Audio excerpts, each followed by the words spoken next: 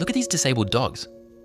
They had no legs, but their hearts still wanted to run, to play, and to be happy. One kind-hearted man gave all of them a home and hope.